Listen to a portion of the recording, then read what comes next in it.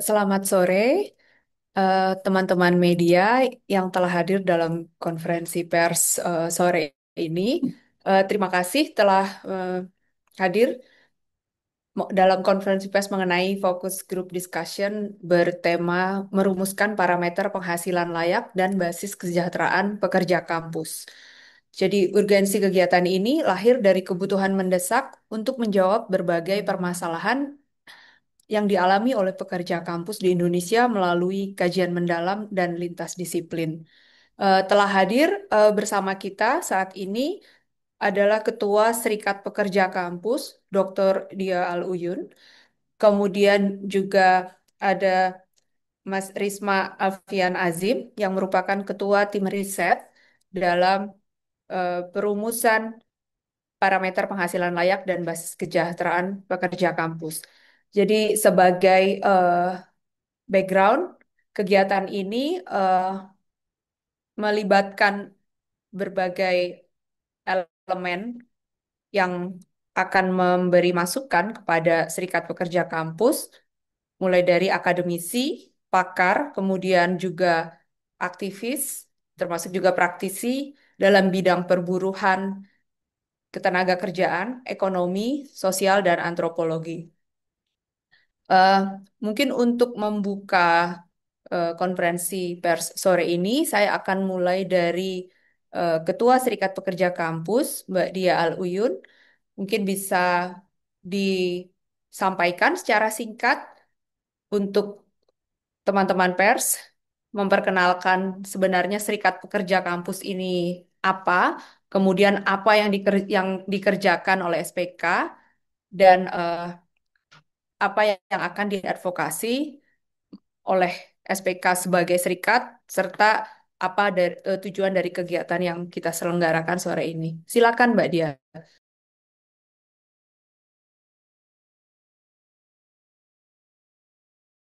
Terima kasih sudah bergabung.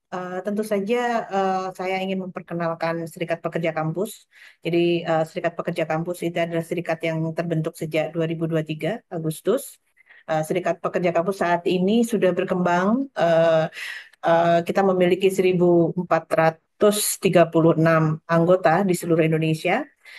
Dan kita baru saja memiliki juga 11 koordinator wilayah begitu ya. Jadi di wilayah-wilayah ini kita memiliki serikat pekerja wilayah begitu.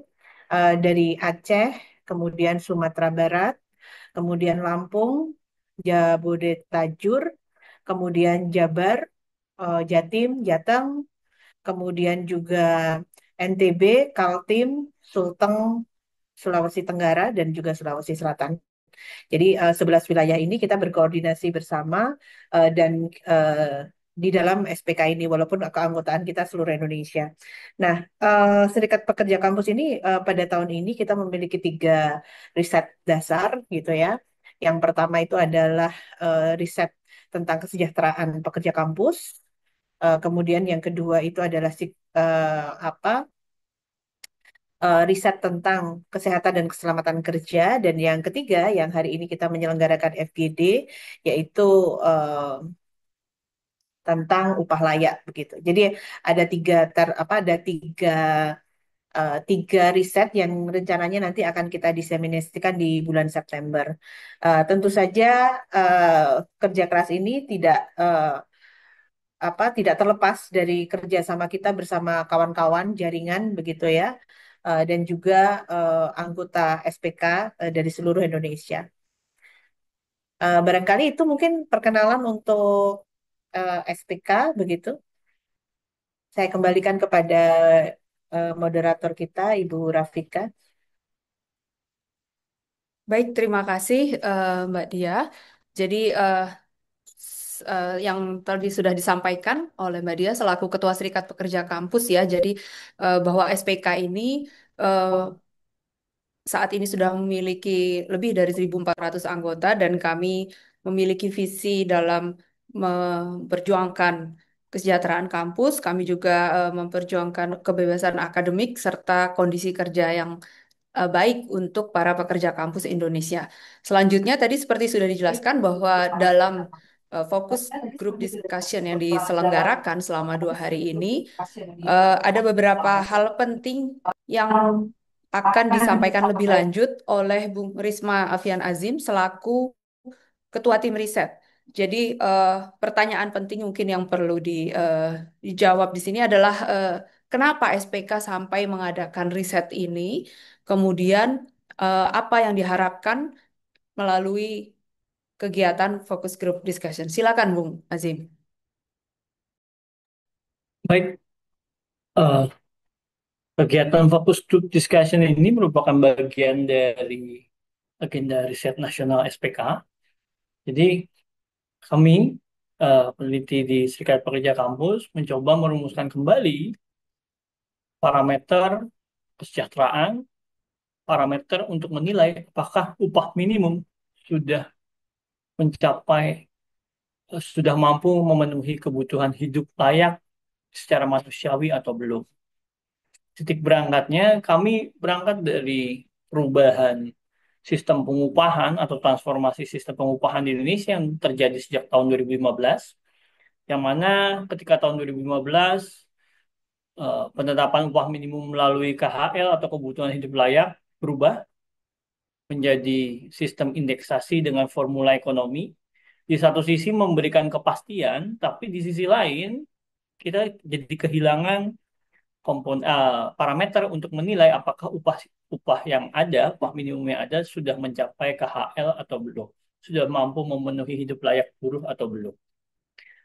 Eh, Ketika tahun 2015 peraturan pemerintah pengupahan ditetapkan, seharusnya ada agenda peninjauan KHL setiap 5 tahun sekali. Namun ketika tahun 2020 terjadi COVID-19 dan ditetapkannya Undang-Undang Cipta Kerja, KHL sudah tidak lagi dijadikan basis penetapan upah minimum dan selanjutnya perhitungan kenaikan upah tiap tahun tanpa memperhatikan survei atau data empirik tentang kebutuhan hidup layak.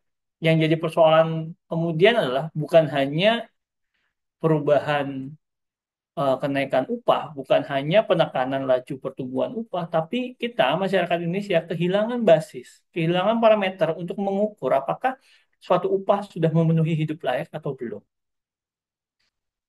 Eh, Perdebatan terkait dengan standar hidup layak yang sebenarnya hanya merupakan pembangunan manusia itu juga menjadi salah satu alasan kenapa kita perlu eh, menyelenggarakan FGD ini untuk menentukan bagaimana menilai eh, upah apakah sudah memenuhi hidup layak atau belum.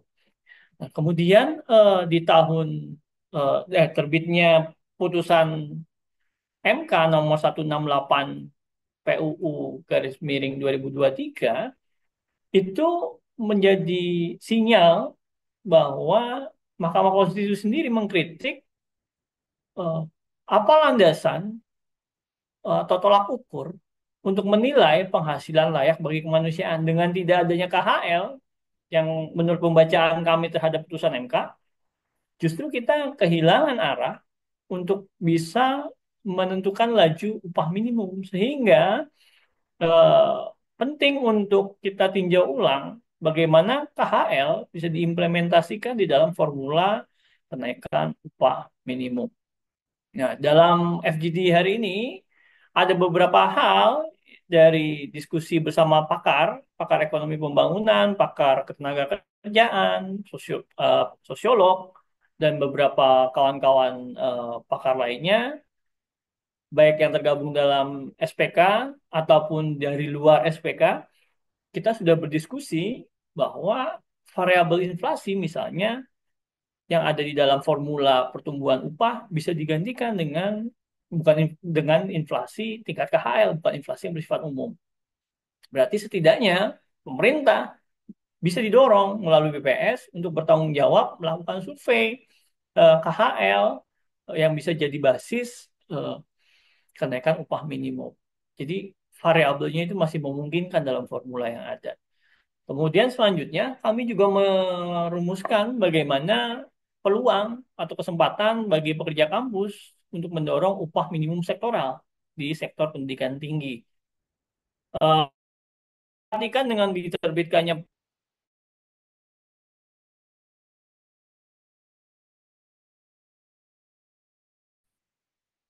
ada beberapa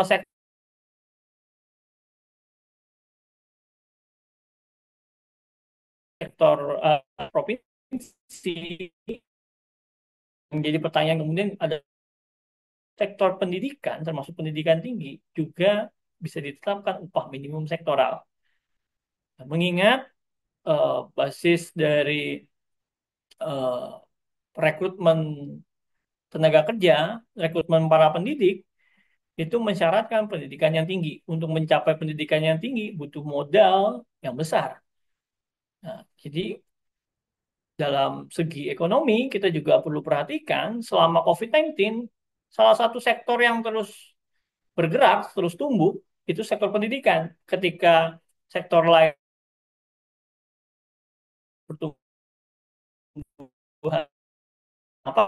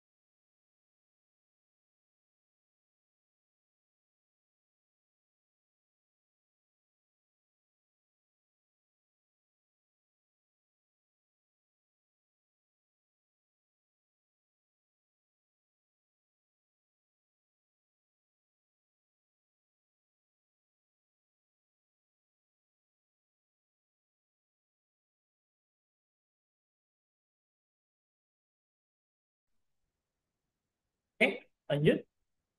Jadi selain kita merumuskan bagaimana formulasi KHL, eh, terus bagaimana memformulasi upah minimum sektoral untuk sektor pendidikan, termasuk pendidikan tinggi, kita juga sedang merumuskan bagaimana bentuk struktur skala upah yang bisa diimplementasikan di berbagai jenis pendidikan tinggi, di berbagai jenis perguruan tinggi maksud kami. Baik itu perguruan tinggi swasta, perguruan tinggi negeri, perguruan tinggi akademik, perguruan tinggi vokasi, baik itu bentuknya universitas, politeknik, sekolah tinggi, dan berbagai macam bentuk lainnya, kita mencoba merumuskan struktur skala pengupahan yang ideal yang bisa diimplementasikan di perguruan tinggi. Hasilnya kami akan segera publikasikan, kami akan diseminasikan hasil riset kami, termasuk nanti data-data empirik yang akan kami temukan di lapangan. Mungkin itu saja, saya cukupkan. Eh, Baik, terima kasih Bung Azim. Jadi yang bisa saya sampaikan untuk mengulang ya, jadi tindak lanjut dari FGD ini adalah yang pertama publikasi, kemudian diseminasi, dan mungkin saya em, bisa dijelaskan lebih lanjut untuk tindak lanjut FGD terkait proses persiapan dalam revisi Undang-Undang Ketenagakerjaan, sejauh mana hasil dari FGD ini akan memberi kontribusi dalam proses ini. Mungkin bisa Mbak Dia atau Bung Azim untuk menjawab. Boleh. Jadi sebenarnya undang-undang tentu saja undang-undang ketenagakerjaan ini gitu ya. Kami ikut dalam eh, koalisi kawan-kawan begitu ya.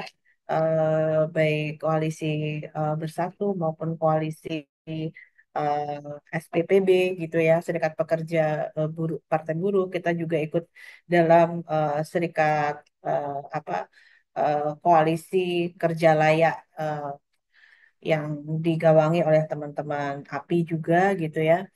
Di dalam proses itu kita ingin ingin memperbaiki sistem kerja walaupun ini adalah baru gagasan awal begitu ya, tapi kita memiliki frame bahwa kita ingin memperbaiki sistem pengupahan di Indonesia gitu ya, termasuk di dalamnya pasca putusan Mahkamah Konstitusi tentang Undang-Undang Cipta Kerja.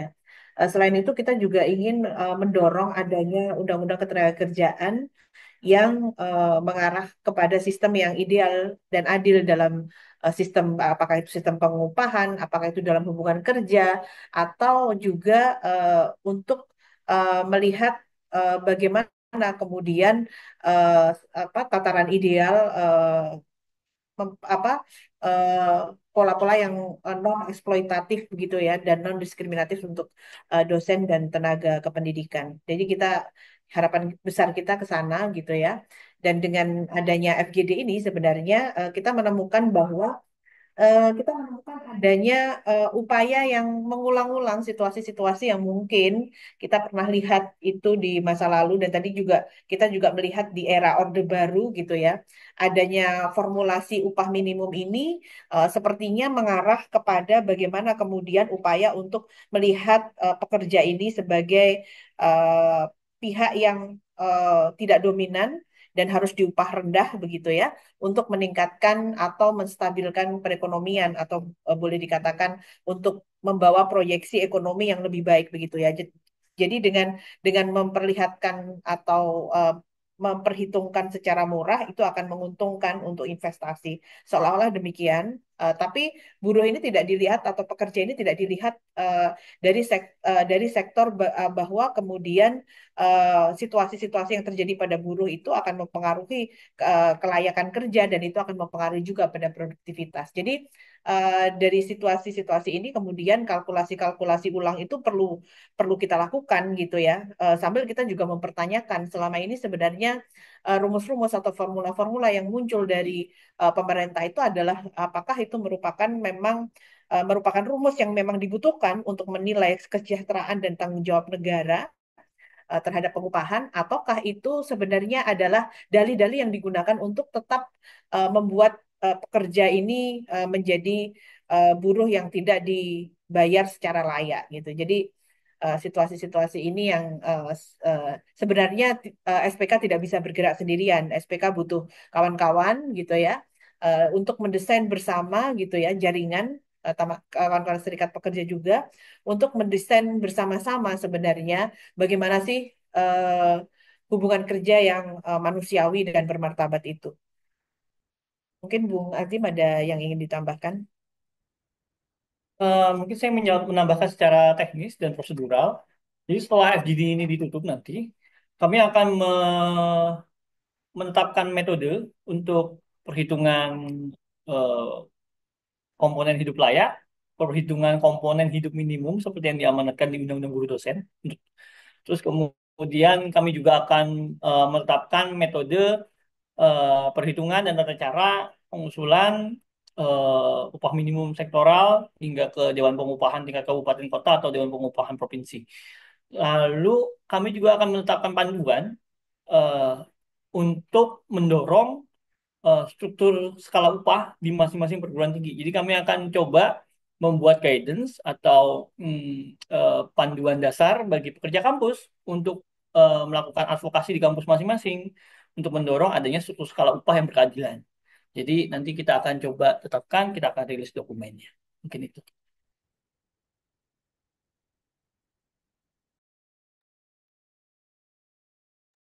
Baik, terima kasih Mbak Dia, Bung Azim. Eh, Sebagai informasi, rekaman dari FGD ini dapat diakses secara terbuka melalui YouTube account SPK.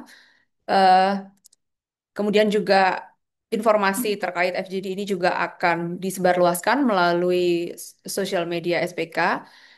Terima kasih atas perhatian teman-teman media dan dukungan untuk Serikat Pekerja Kampus sebagai jembatan bagi para pekerja kampus dalam mewujudkan aspirasi maupun maupun memperjuangkan persoalan-persoalan yang dihadapi terkait isu kesejahteraan, kondisi kerja, kemudian juga kebebasan akademik yang tentu saja pada akhirnya ini bukan hanya masalah internal para dosen, para tendik, para pekerja kampus, tapi kita bicara hal yang lebih besar yaitu kelangsungan pendidikan tinggi di Indonesia yang lebih baik.